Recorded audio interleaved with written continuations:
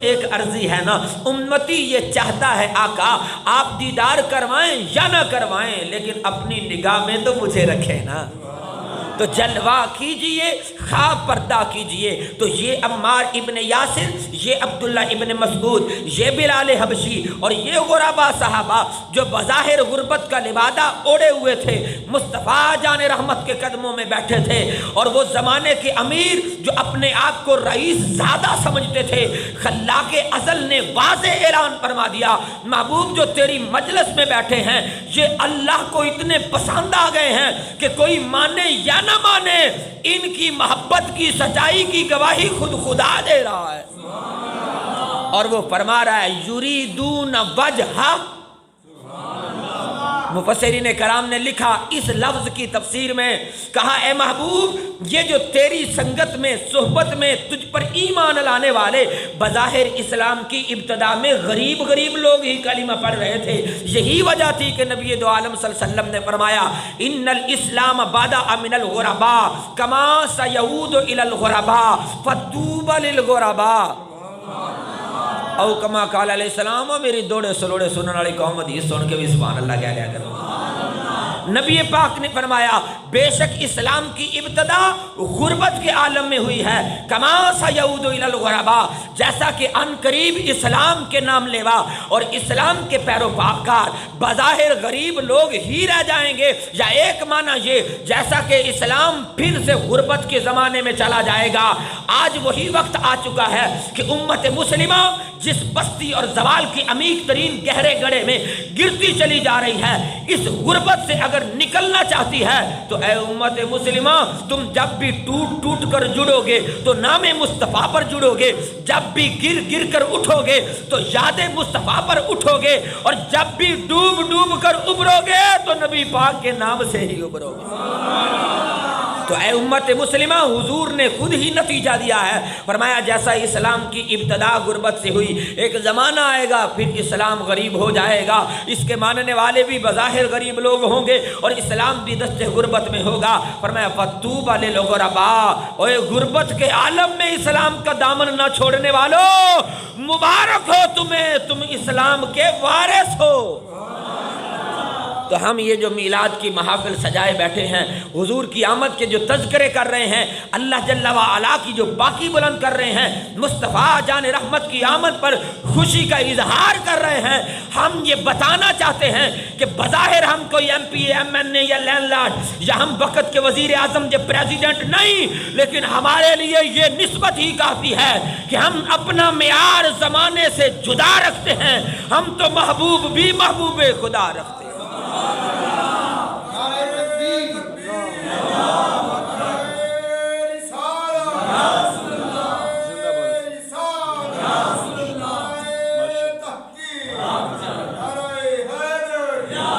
میرے بھائیو اہل سنت و جماعت اپنے مقدر پر ناز کرو، تم کوئی لاوارث لوگ نہیں ہو۔ اسی اہل سنت و جماعت میں ایسے ایسے خاندانی رئیس زادے بھی پیدا ہوئے جنہوں نے امت کی بھلائی کے لیے، امت کی بہتری کے لیے، امت مسلمہ کی ریوائیول یعنی نشأۃ الثانیہ کے لیے خاندانی رئیس زادہ ہونے کے باوجود بھی غربت کو، فقر کو اپنے لیے باعث فخر سمجھا، اور وہ امیر ہونے کے باوجود غرباء کی زندگی اس وجہ سے گزارتے تھے کہ کہیں نبی کی غریب امت کا دل ٹوٹ نہ جائے۔ آؤ انہی خاندانی رئیس زادوں میں سے ایک رئیس زادہ، وہ جو نقی علی خان اور رضا علی خان کی اولاد میں سے ہے، جسے امام احمد رضا خان فاضل بریلوی کہا جاتا ہے، یہ وہ خاندانی رئیس زادہ ہے کہ جن کے ہاں سینکڑوں کی تعداد سے غریب لوگ آتے تھے، روزانہ لنگر کھاتے تھے، اور یہ امیر زادہ ہونے کے باوجود جن کی جاگیر پر چلنے والے لوگ فخر محسوس کرتے تھے کہ ہم رضا علی خان اور نقی علی خان کی زمینوں پر قدم ٹکا کر آئے ہیں، یہ امام احمد رضا خان خاندانی رئیس زادہ ہونے کے باوجود تمہارے ایمان کی حفاظت کے لیے بریلی کی ٹوٹی چٹائی پر بیٹھ کر یہ نعرہ مستانہ بلند کرتا ہے، کروں مدح اہل دول رضا، پڑے اس بلا میں میری بلا، میں گدا ہوں اپنے کریم کا۔ میرے نبی کی غریب امت اپنے مقدر پر ناز کر، آج اس وقت امت مسلمہ جس غربت کی دشت میں ہے، اس دشت سے نکلنے کا ایک ہی ذریعہ ہے، وہ یہ ہم یہ چاہتے ہیں کہ امت مسلمہ کے بچے بچے کو محمد مصطفیٰ کا ایسا تعارف کروا دو، ایسی پہچان کروا دو، ایسا انٹروڈکشن کروا دو، حضور کے فضائل، خصائل، شمائل، سر سے لے کر پاؤں تک جو تنویر ہی تنویر، اس مصطفیٰ جان رحمت کی انہیں باتیں سناؤ، ان کے کانوں میں رس گھولو، تاکہ یہ سو جائیں یا مصطفیٰ کہتے کہتے کھلے آنکھ صلی اللہ۔ اور یہی میلاد ہے، نہیں بول دے یار، نہیں بول دے یار، یہی میلاد ہے۔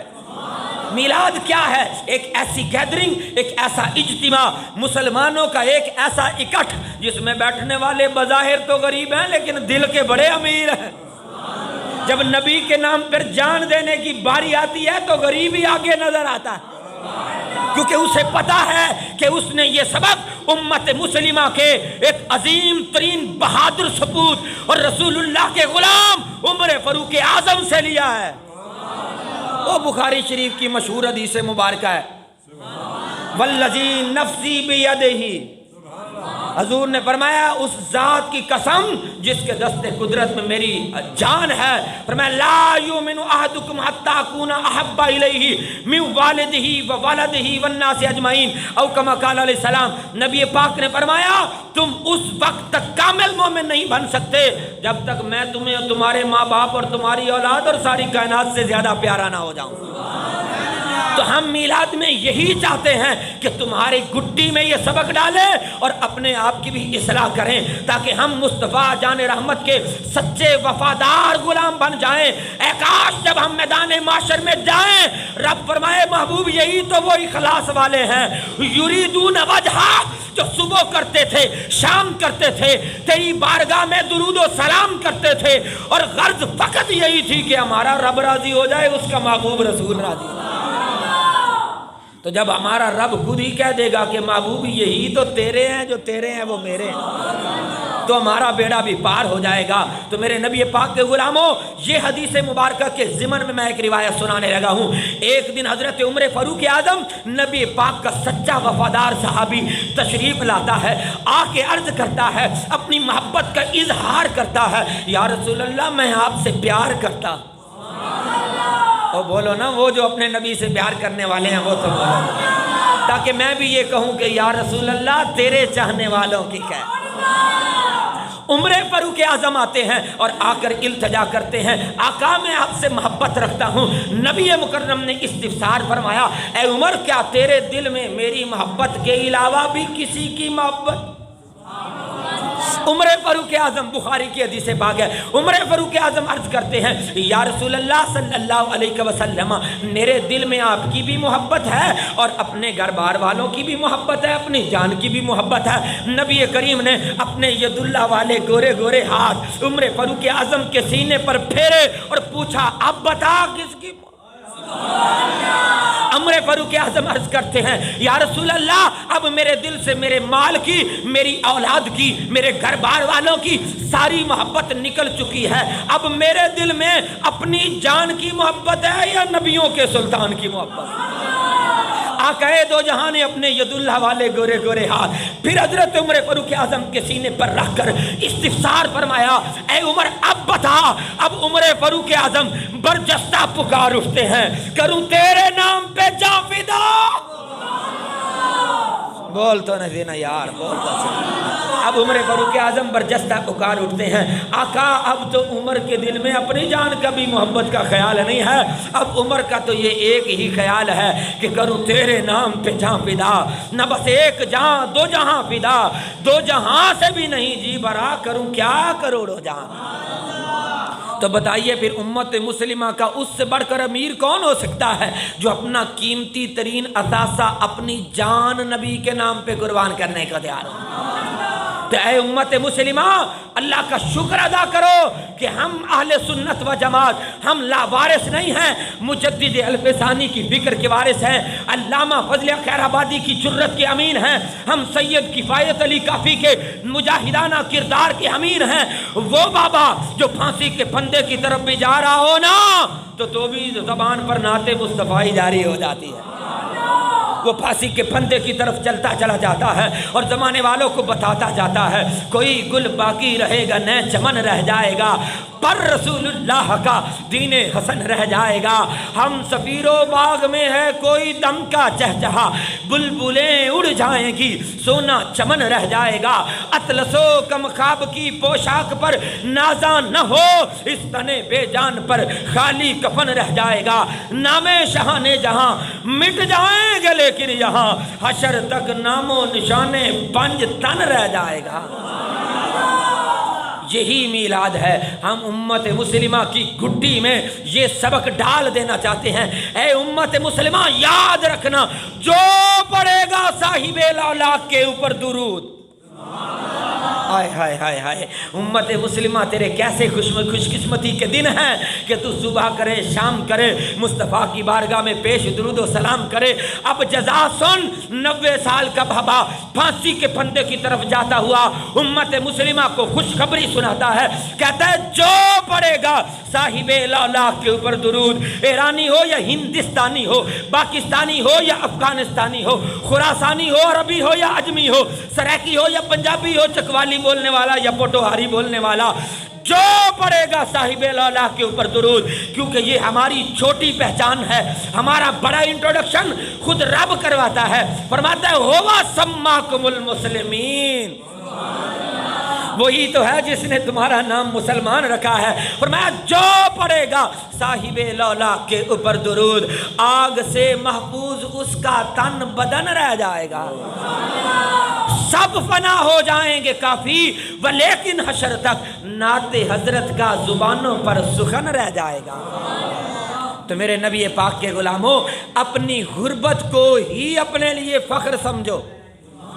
نہیں سمجھے، مزید آسان کر دیتا ہوں، اہل دنیا کے لیے، دنیا کے طلبگاروں کے لیے، دنیا کی دولت کے پرستاروں کے لیے غربت سامان عظیمت ہوتی ہے۔ نہیں سمجھے، ابھی بھی نہیں، یعنی جو دنیا کا پجاری ہوتا ہے اس کے لیے غربت مصیبت ہوتی ہے۔ اب تو سمجھ آؤ، لیکن جو اللہ اور اس کے رسول کا فرما بردار ہوتا ہے اس کے لیے تو غربت 100,000 نعمت ہوتی ہے۔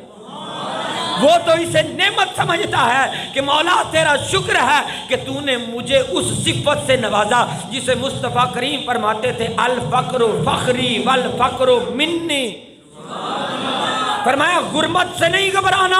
گھبرانا تو اس بات سے کہ کہیں امارت کی وجہ سے تمہارے دل میں تکبر نہ آ جائے، کہیں امیری کی وجہ سے تم اللہ کی یاد سے غافل نہ ہو جاؤ، کہیں دولت کی وجہ سے مصطفیٰ کی عظمت کے اوپر کہیں شکوک و شبہات کا اظہار نہ ہو جاؤ۔ فرمایا یاد رکھنا،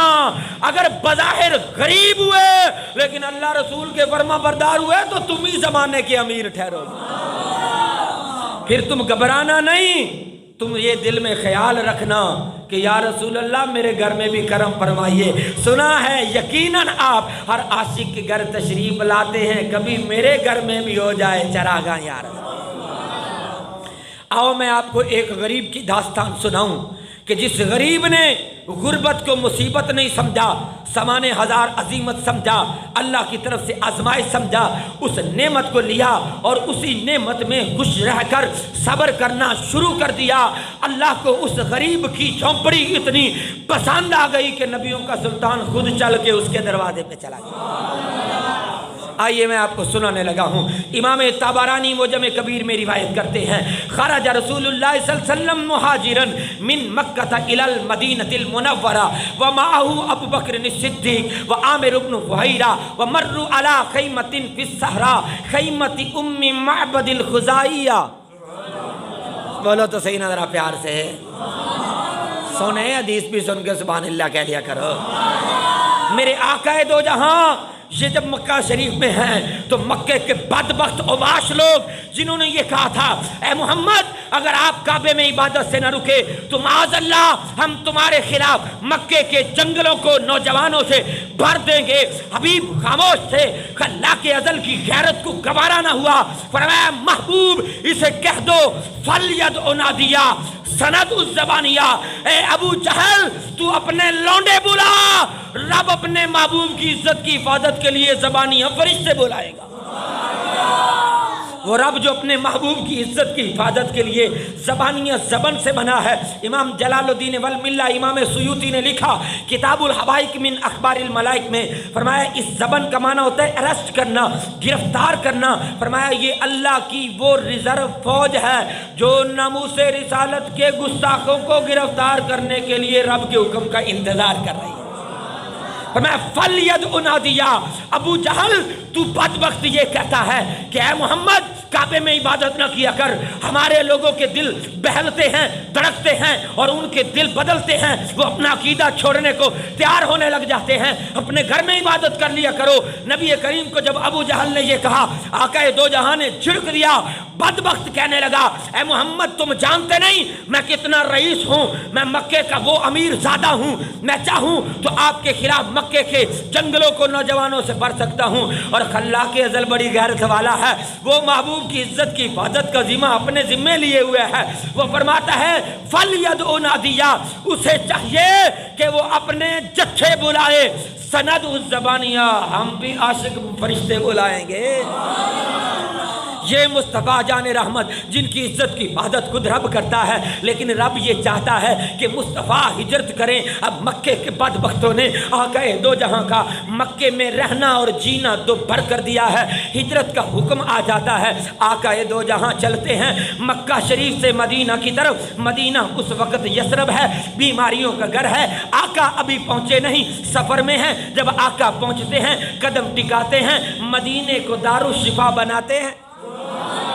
آقا سفر میں جا رہے ہیں، خرج رسول اللہ صلی اللہ علیہ وسلم مہاجرن، ہجرت کے لیے تشریف لے جا رہے ہیں۔ وَمَعَهُ ابو بکر الصدیق وعامر بن فہیرہ، آقا اکیلے نہیں ہیں، ساتھ دو رفیق بھی ہیں، عامر بن فہیرہ بھی ہیں، ابو بکر صدیق بھی ہیں۔ یہ کاروان نبوت کا قافلہ یہ مکہ سے مدینہ کی طرف جا رہا ہے۔ چلتے چلتے مروا علی خیمۃ فی الصحراء، رستے میں ایک مقام ایسا آ جاتا ہے کہ وہ زادیرہ جو گھر سے لے کر چلے تھے وہ زادیرہ توشہ دان میں ختم ہو جاتا ہے۔ وہ چھاگلے اور مشکیزیں جن میں پانی بھرا تھا کہ صحرائی سفر ہے، نہ جانے رستے میں کہیں ایسا نہ ہو کہ پانی ختم ہو جائے اور پیاس لگے تو پھر پانی ڈھونڈنے کو نہ ملے، تو وہ پانی بھی چھاگلوں میں ختم ہو چکا ہے۔ چلتے چلتے ان قافلہ سواروں کو اچانک ان ریگستانوں میں، صحراؤں میں ادھر ادھر نگاہ دوڑاتے ہوئے جب کچھ نظر نہیں آتا، کوئی پتا، کوئی گھاس، کوئی پھوس، کوئی شاخ، کوئی ٹہنی نظر نہیں آتی جو اس بات کی خبر دے کہ پانی کہیں قریب ہی رہتا ہے، اچانک ایسے میں آقا دو جہاں ابو بکر صدیق اور عامر ابن فہیرہ کے کانوں میں ایک پردے کے پھڑ پھڑانے کی آواز آ جاتی ہے، تو ان قافلہ سالاروں کے چہروں پر خوشی کی لہر دوڑ جاتی۔ وہ کیا تھا؟ خیمت ام معبد الخزاعیہ، یہ وہ پھڑپھڑانے کے پردے کی آواز، وہ ایک غریب کی جھگی تھی، وہ مائی جو 60 سال کی ایک عنابی رنگ کے چکور پتھر پر بیٹھی ہے، چہرے پر جھریاں پڑی ہوئی ہیں اور اس کے خیمے میں غربت کا یہ عالم ہے کہ کئی مہینوں سے فاقہ چلتا ہے۔ اس کا شوہر روزانہ صبح بکریاں لے جاتا ہے، دور ریگستانوں میں، صحراؤں میں، جنگلوں میں آتا ہے چرا چرا کر، لیکن اسے نہ کوئی گھاس پھوس ملتی ہے، نہ کوئی کومپل ملتی ہے، نہ کوئی تر شاخ ملتی ہے، نہ کوئی ٹہنی ملتی ہے، اور وہ ابو معبد ہے، وہ باہر گیا ہوا ہے، ام معبد وہاں چکور پتھر پر بیٹھی ہے۔ اتنے میں نبی دو جہاں صلی اللہ علیہ وسلم تشریف لاتے ہیں، عامر ابن فہیرہ اور ابو بکر صدیق بھی آتے ہیں۔ فطالب الرسول صلی اللہ علیہ وسلم طعاما لہ ولاصحابہ، آقا ارشاد فرماتے ہیں اے بڑھیا اگر تیرے پاس کچھ کھانے کو ہے تو ہم پیسے دے کر خریدنا چاہتے ہیں، تو دے سکتی ہے؟ اب وہ ام معبد بھی بڑی نگاہ والی تھی، کہنے لگی عالی وقار، ریگستان کا سفر ہے، صحرا کا سفر ہے، دور سے آ رہے ہیں اور چہرے کے اوپر گرد و غبار کے آثار نہیں ہیں، لیکن چہرے کی تمکنت اور شان و وقار یہ بتا رہا ہے کہ آپ کوئی عام نہیں، کسی عالی خاندان سے تعلق رکھنے والے۔ علی وقار کئی مہینے ہو گئے گھر میں فاقہ چل رہا ہے، یہ جگی جو ہے وہ فاقہ زدہ حالت کی اپنے آپ اعلان کر رہی ہے، اگر میرے پاس کچھ کھانے کو ہوتا تو پیسے لیے بغیر آپ کے سامنے پیش کر دیتی، کیونکہ ہم بھی علی وقار لوگوں کا خیال رکھنا جانتے ہیں۔ آقا دو جہاں کی نظر پڑ گئی، اس کے خیمے میں ایک بکری کھڑی تھی، وہ بکری جو مریل سی لاگر سی، بیٹھ جائے تو اٹھا نہیں جاتا، اٹھ جائے تو بیٹھا نہیں جاتا، چل کر چراگاہ تک نہیں جا سکتی۔ نبی دو جہاں نے پوچھا اے ام معبد اگر تم اجازت دو تو ہم اس بکری کا دودھ دو لیں؟ بولے تو صحیح نہ ذرا پیار سے، اگر تم اجازت دو تو ہم اس کا دودھ دو لیں۔ ام معبد کی زندگی میں شاید وہ پہلا دن آیا تھا جس دن اس نے اپنی آنکھوں سے کچھ انہونیاں دیکھنی تھی۔ وہ حیران ہو کر متحیر ہو کر آقا کی بارگاہ میں عرض کرنے لگی اے علی وقار مجھے سمجھ میں نہیں آ رہا یہ بکری کیا دودھ دے گی جو چل کر چراگاہ تک نہیں گئی؟ کچھ کھائے گی کچھ پیے گی تو دودھ دے گی نا، اس کے تو تھن کبھی کے خشک ہو چکے ہیں، یہ کیسے دودھ دے گی؟ آقا دو جہاں نے کہا تم اجازت دو باقی میں جانوں اور وہ جانوں، تم اجازت تو دو میں جانوں اور میرا رب جانے۔ اس بڑھیا نے اجازت دے دی۔ نبی مکرم صلی اللہ تعالی علیہ وسلم فاخذ الشاة قریب جاتے ہیں، اس بکری کو پکڑتے ہیں، ومسح بیدہ درعہا وسمی اللہ ودعا لہا، حضور اس بکری کے قریب جاتے ہیں، اپنے ید اللہ والے گورے گورے ہاتھ اس کے تھنوں پر ٹکاتے ہیں، اس کی مردہ تھنوں کے اندر یوں لگتا ہے جیسے جان آ گئی ہے۔ حضور نے وسم اللہ بسم اللہ پڑھا، ودعا لہا، اس بکری اور اس کی مالکن کے لیے برکت کی دعا کر دی۔ پھر کیا تھا؟ یوں لگتا تھا جیسے حوض کوثر کا منہ ہی ادھر کو ہو گیا۔ آقا دو جہاں نے ام معبد سے کہا اے ام معبد ذرا دوڑ کر جاؤ اپنی کٹیا سے، اپنی جگی سے وہ برتن جو تمہاری نظر میں سب سے بڑا ہے اسے لے کر آؤ۔ ام معبد دوڑی دوڑی جاتی ہے، اب وہ تو متحیر ہے، وہ تو حیران ہے، وہ تو انہونیاں دیکھنے کی عادی نہ تھی، لیکن آج وہ انہونیاں اپنی آنکھوں سے دیکھ رہی تھی۔ وہ برتن لے کر آتی ہے، نبی مکرم صلی اللہ علیہ وسلم دودھ دوتے ہیں اور اپنے ہاتھ سے دو کر پیالہ ام معبد کی طرف بڑھا دیتے۔ ام معبد کہتی ہے علی وقار خود پیجئے نا، اب ذرا سنیے گا، میں دیکھتا ہوں اب کون میرے نبی کا امتی اپنے نبی کے اس وصف خاص پر بھی خاموشی کا اظہار کرتا ہے اور کون اپنے مقدر پر ناز کرتا ہے۔ ام معبد کہنے لگی علی وقار آپ سفر سے آئے ہیں، پہلے آپ پیجئے نا۔ نبی مکرم نے زبان حال سے کہا ام معبد پی لے ساقی آخر میں پیتا ہے۔ ہائے ہائے ہائے ہائے، اے کاش امت مسلمہ تم اپنے مقدر پر ناز کرتے، تمہیں کیسا نبی ملا ہے، کیسا ساقی کوثر ملا ہے، میدان معاشر میں جو پہلے تمہیں پلائے گا پھر خود نوش پر۔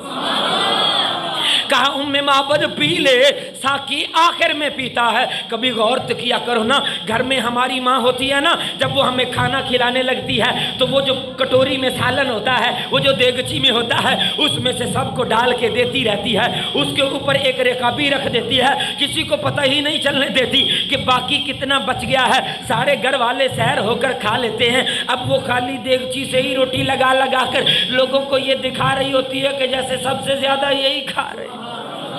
اگر ایک ماں کی اپنی اولاد سے محبت کا یہ حال ہے تو سوچئے ساقی کوثر اپنی امت سے کتنا پیار کرنے والے ہوں گے۔ لیکن اے کاش امتی کبھی تو اس پیار کی قدر بھی کرتا، تیرے چہرے سے اس پیار کا اظہار بھی ہوتا۔ یہ جو تو راتوں کو ایک ایک گھنٹہ اور رات کے ایک ایک بجے تک دونوں ہاتھ اٹھا اٹھا کر مرحبا کے نعرے لگا لیتا ہے، اے کاش فجر میں 10 منٹ یہی ہاتھ باندھ کے بھی کھڑا ہو جائے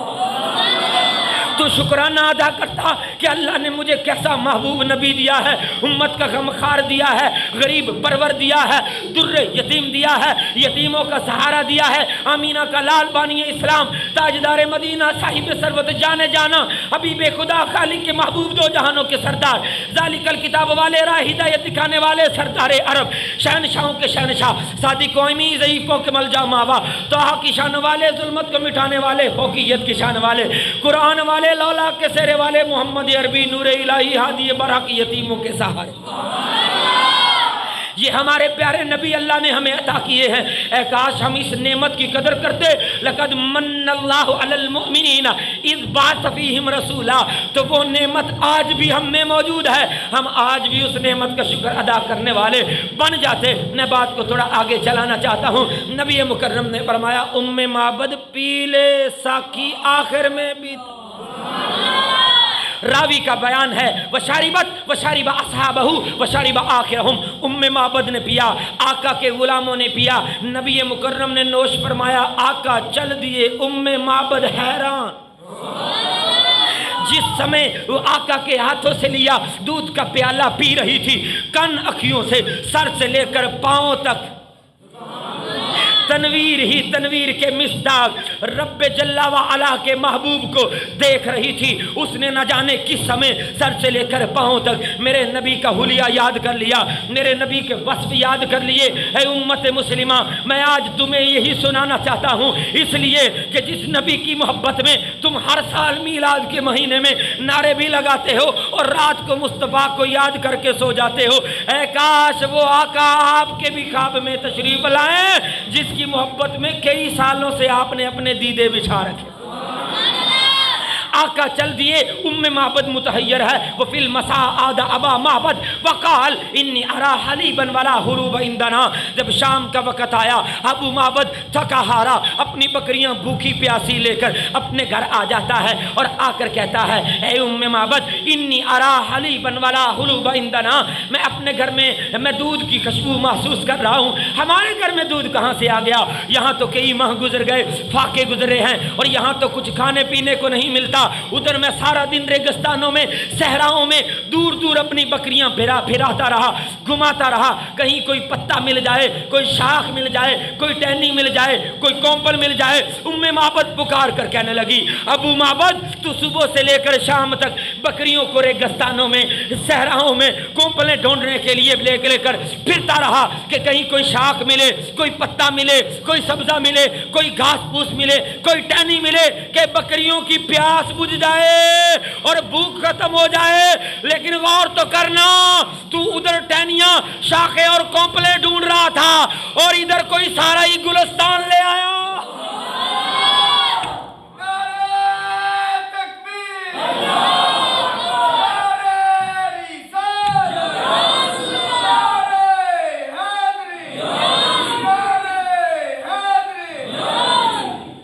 صاحب یہ سارا کچھ پی گئے نے، اگوں ہن میں تقریر کوئی نہیں سنانی، نعرہ ایک بندہ لا رہا ہے تے اگوں جواب دو بندے تے باقی سارے گم سو۔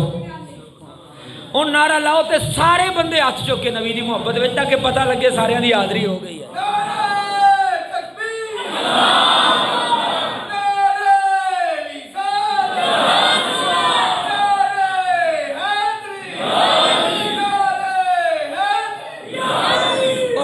جاگ کے بیٹھو، جاگ کے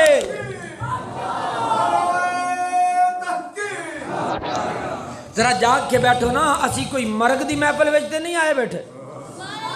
مرگ کی محفل میں آنے والوں کے چہرے اترے ہوتے ہیں اور میلاد کی محفل خوشی کی محفل ہے، اس محفل میں آنے والوں کے چہرے کھلے ہوتے ہیں۔ امام زرہونی وقت کا بہت بڑا امام تھا، سبل الہدی والرشاد میں امام صالح الشامی نے لکھا کہ ایک دن جب سوتا ہے تو مصطفیٰ کا دیدار ہوتا ہے، درود پڑھتے پڑھتے سو جاتا ہے، درود والے آقا آ جاتے ہیں۔ امام زرہونی ایک مسئلے میں سوال کرنے کی جسارت کر بیٹھتے ہیں، عرض کرتے ہیں یا رسول اللہ، ہمارے علاقے کے کچھ فقہا متکلمین فقیہ علماء علم کلام اور علم فقہ پر دسترس رکھنے والے، انہوں نے ایک کام شروع کیا ہے۔ جب آپ کی ولادت کا مہینہ آتا ہے وہ ضیافتوں کا اہتمام کرتے ہیں، میلاد کی محافل سجاتے ہیں، لوگوں کو آپ کے شمائل سناتے ہیں، آخر پہ لنگر بھی کھلاتے ہیں۔ کیا آپ کو ان کا یہ کام اچھا لگتا ہے؟ آقا دو جہاں نے فرمایا سنو زرہونی، من فرح بنا فرحنا بہی، فرمایا جڑا ساڈے جمن تے راضی اسی بھی او دے جمن تے راضی۔ من فرح بنا، جو ہم سے خوش ہوتا ہے، فرحنا بہی، ہم بھی خوش ہو جاتے ہیں، ہمارا وفادار امتی پیدا ہو گیا۔ آقا دو جہاں کے غلاموں، جب ام معبد آیا، وہ تو بڑا ابو معبد آیا، وہ بڑا پریشان تھا، کہنے لگا اے ام معبد انی ارا حلیبا ولا حلوب عندنا۔ قالت ام معبد یا ابا معبد او تعلم من حل فی خیمتنا. ام معبد کہنے لگی ابو معبد تو جانتا ہے آج ہماری بے توقیر جھگی میں نور کے ستارے کون ٹانگ گیا؟ اے ابو معبد او تعلم من حل فی خیمتنا، کیا تو جانتا ہے آج ہماری جھگی میں کون آیا تھا؟ قال ابو معبد قال لہا، کہنے لگا بتا کون آیا تھا؟ او تعلم کے جواب میں کہنے لگا من حل فی خیمتنا، ہمارے خیمے میں کون آیا تھا؟ قالت ام معبد کہنے لگی رجل مبارک، بڑا برکتوں والا انسان آیا تھا. قال لہا صفیہ لی، کہنے لگا ذرا اس کا کوئی حلیہ تو بیان کر، پتہ تو چلے وہ برکتوں والا دکھنے کو کیسا لگتا. اب تو ام معبد کی آنکھوں میں اس ماہ کامل کا پورا حلیہ آ جاتا ہے اور ام معبد کہتی ہے اے ابو معبد آج میری زندگی میں یہ ایک حسین ترین دن ہے جو آسمان سے زمین پر پہلی مرتبہ اترا ہے کہ میں نے کائنات کا حسین ترین اجلا پن اور حسن ایک انسانی شخصیت میں مجسم دیکھا. اب ام معبد کہنے لگی رأیت رجلا ظاہر الوداع حسن الخلق ابلج الوجه وسیم کسیم فی عینیہ ہداج وفی عنقہ سطا وفی اشفارہ فتف وفی صوتہ سال وفی لحیتہ کساسا رأیتہ ازج اقرن ان صمت فعلاه الوقار وان تکلم سماہ فعلاه البہا اجمل الناس ابہاہ من بعید واجلاہ واحسنہ من قریب حلو المنطق لا فصل ولا نظر ولا حدر کأن منطقہ خرزات نظم یتحدرن ربعۃ لا تشنع من طول ولا تقتحم عین من کسر. نہیں بولتے یار، نہیں بولتے. ترجمہ میں کر دوں گا لیکن حضور کا حلیہ عربی میں سن کے بھی سبحان اللہ کہہ رہے، کیونکہ نبی پاک یہ چاہتے ہیں کہ میری امت اس زبان کو پریورٹی دے، اسے ترجیح دے. حضور فرمایا کرتے تھے اے زمانے والوں یاد رکھنا احب العرب لثلاث، اہل عرب سے پیار کیا کرو، عربی بولنے والوں سے پیار کرو، عربی زبان سے پیار کرو، عربی سمجھانے والوں سے پیار کرو، عربی سکھانے والوں سے پیار کرو. حضور نے 3 وجوہات بیان کی. یاد رکھیے گا میں ہر عربی کی بات نہیں کر رہا، میں اس عاشق کی بات کر رہا ہوں جو مصر میں بھی بیٹھا ہو تو مدینے میں نبی کی قبر کا بوسہ لے لیتا ہے.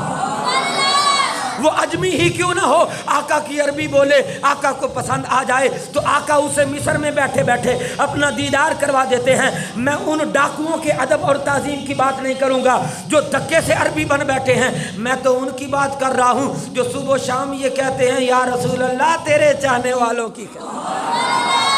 آقا دو جہاں نے فرمایا احب العرب لثلاث، اہل عرب سے پیار کرنا 3 وجوہات کی وجہ سے. فرمایا لأنی عربی، چونکہ میں عربی ہوں.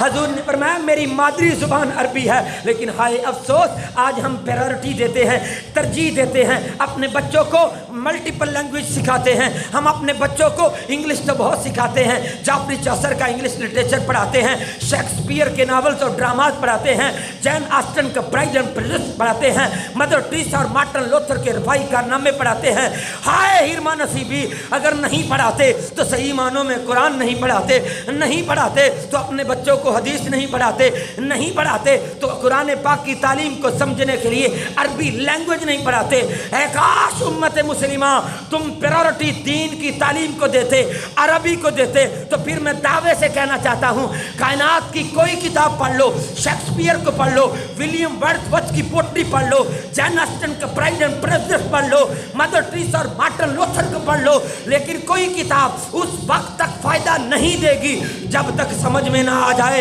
ہائے ہائے ہائے افسوس آج ہم نے وہ کتابیں تو پڑھائیں جو سمجھ میں نہ آئے تو فائدہ نہیں دیتی. اے کاش اس کتاب کو بھی پڑھایا ہوتا جسے بن سمجھنے پڑھنے والا بھی اللہ کی رحمت سے محروم نہیں رہتا ہے. بندہ پڑھتا ہے الف ترجمہ پتہ نہیں، پڑھتا ہے لام معنی کا پتہ نہیں، پڑھتا ہے میم تشریح کا پتہ نہیں. ارے بندے کو کہاں سے پتہ ہو؟ لانے والے معصوم فرشتے جبریل کو بھی نہیں پتہ. اللہ جانے یا اس کا رسول جانے یا اس کے بتائے سے جسے وہ بتائیں وہ جانے. لیکن یاد رکھو پھر بھی ایک ایک حرف پہ 10 نمبر پورے مل جاتے ہیں. اگر بن سمجھے پڑھنے والوں کا یہ مقام ہے تو سمجھ کے پڑھنے والا داتا گنج بخش علی اجمیری بن جاتا ہے، سمجھ کے پڑھنے والا معین الدین اجمیری بن جاتا ہے، سمجھ کے پڑھنے والا بلے شاہ قصوری، خواجہ دائم الحضوری قصوری، قطب الدین بختیار کاکی، حضرت فرید الدین نظام الدین والملت والاولیاء، خواجہ قبلہ عالم نور محمد مہاروی، خواجہ غلام فرید کوٹ مٹھن والا، خواجہ شاہ سلیمان توسری، خواجہ شمس الدین سالوی اور پیر سید مہر علی شاہ بن جاتا ہے، جو سوتے جاگتے اٹھتے بیٹھتے ایک ہی بات کہتا چلا جاتا ہے، مکھ چند بدر شاشانی ہے، متھے چمک دی لاٹ نورانی ہے، کالی زلفت اک مستانی ہے، مخمور اکی ہن مد بریاں، سبحان اللہ ما اجملکا ما احسنکا ما اکملکا، کتھے مہر علی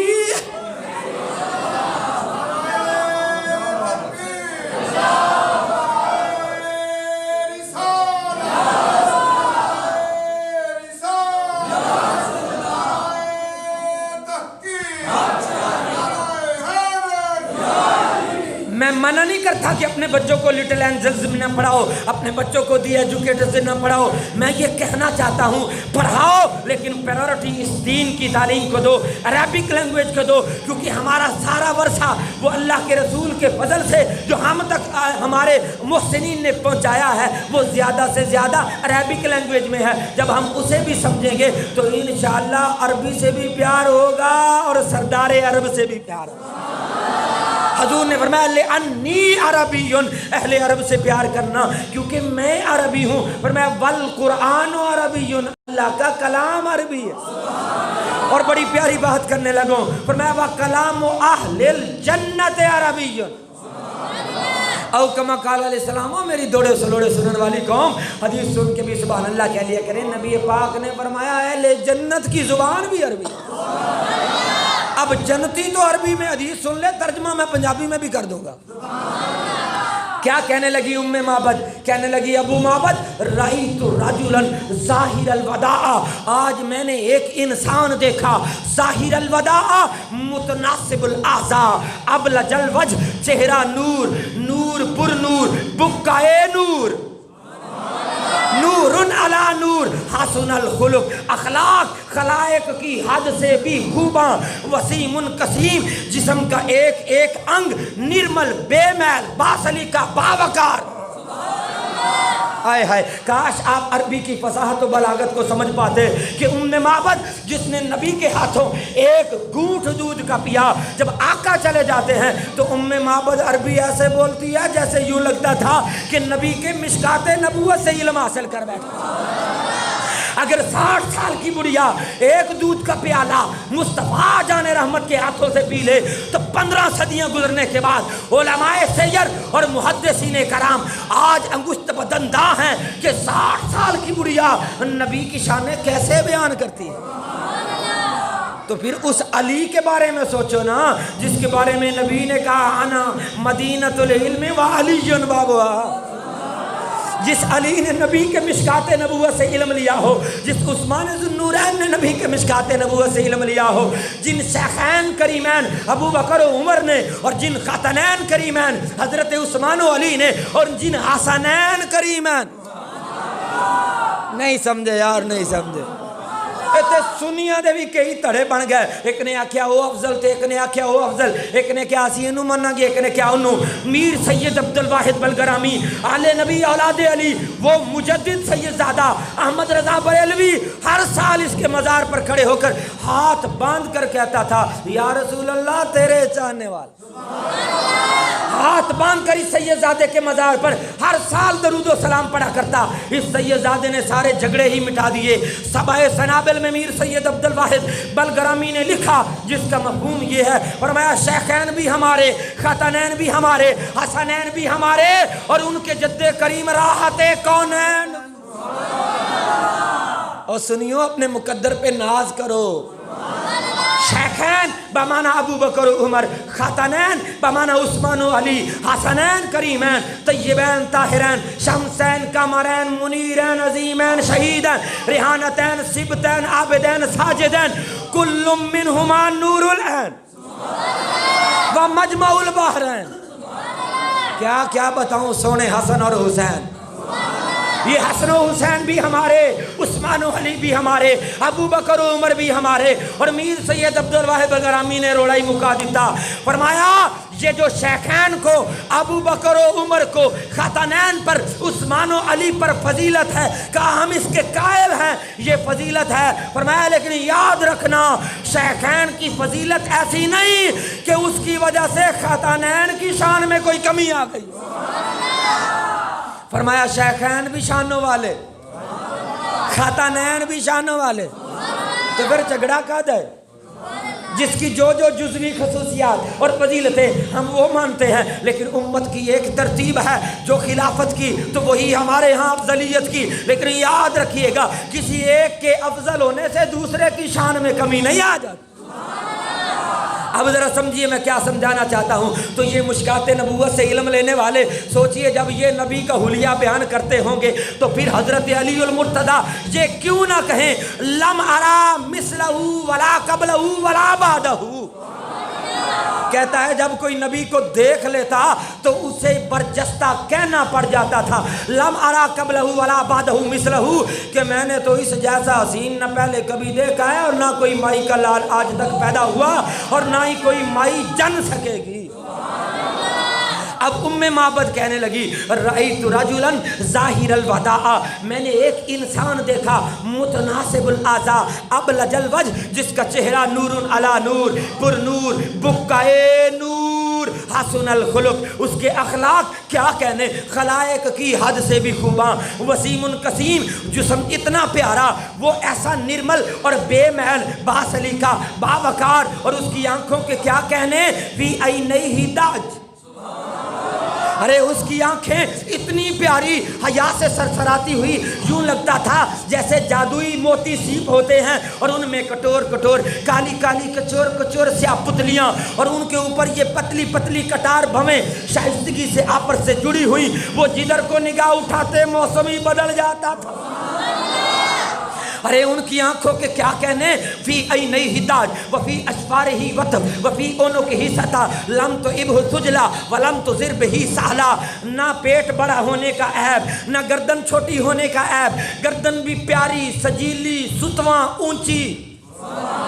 سجی ہوئی، جسے کوئی دیکھے تو گردن پر گردن کٹوانے کو تیار، گردن تو بڑی دور کی بات، سر کٹاتے ہیں تیرے نام پہ مردانے،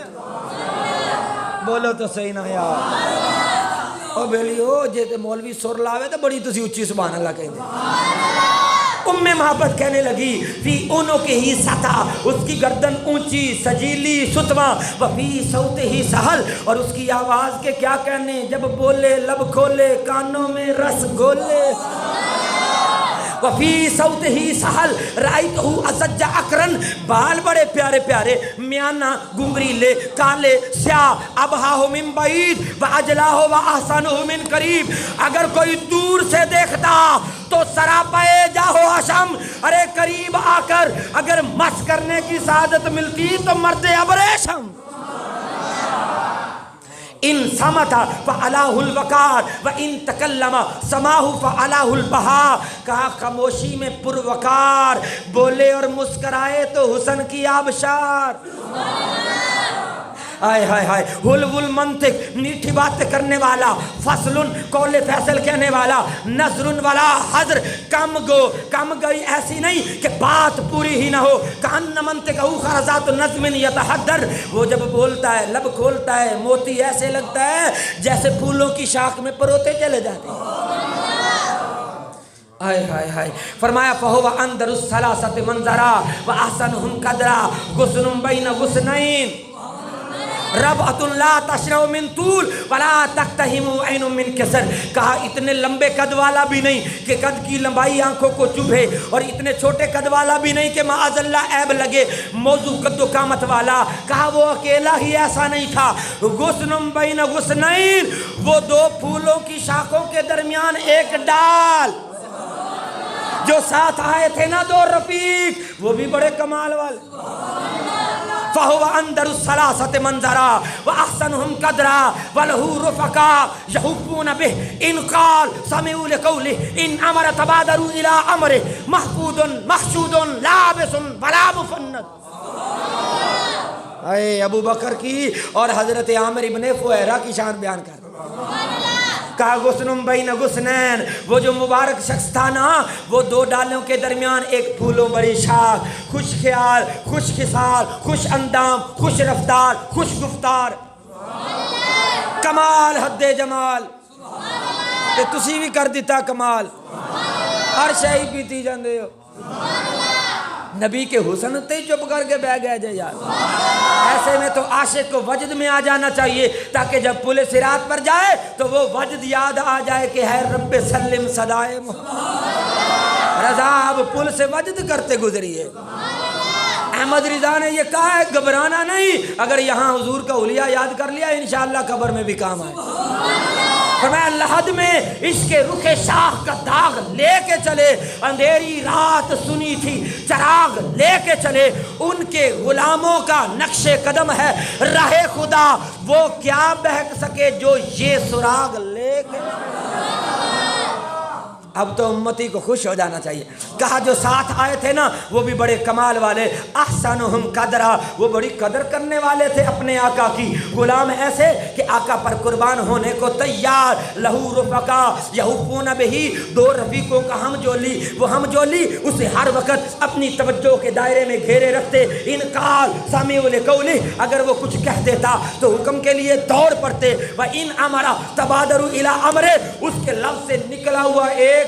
لفظ ساتھ والوں کے لیے حکم. محفوظ محشود لا عبث ولا مفند یریدون وجہ کا ترجمہ کرنے لگا ہوں. جو آیت کریمہ خطبے میں پڑھی تھی اسی پر اختتام کرنے لگا ہوں. ریلیونٹ ٹو ٹاپک میں نے یہ روایت سنائی ہے کہ بندہ اگر غریب بھی ہونا بظاہر نبی کا ادب کر لے، آقا آتے ہیں دیدار کرواتے ہیں. غریب کی بے توقیر جھگی کو بھی نور علی نور بنا.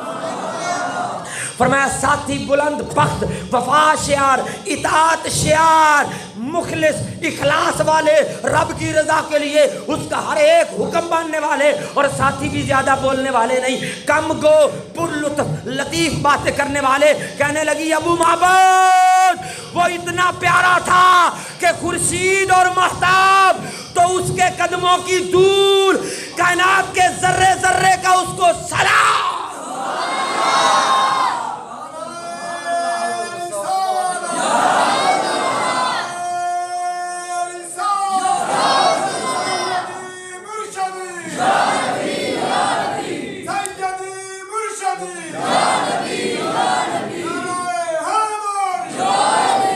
سنیے گا ذرا، آخری بات ہے، بس آخری بات ہے، میرے پاس وقت ذرا کم ہے، میں نے کہیں جانا ہے، معافی چاہتا ہوں. اب کیا تھا وہ بوڑھا بابا ابو معبد جس سے اپنی زوجہ ہی نہیں پہچانی جا رہی.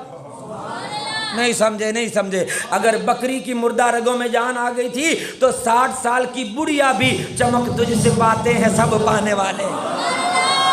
اس نور سے فیض پا کر اتنی چمک گئی تھی کہ وہ تو ٹھوڑی پر ہاتھ رکھ کر بیٹھا اپنی زوجہ کو پہچاننے کی کوشش کر رہا تھا. جب اس نے نبیوں کے سلطان کے اوصاف مبارکہ سنے، فَحَزَّ الرَّجُلُ الزَّكِيُّ رَأْسَهُ، بابے بھی سر چکیا.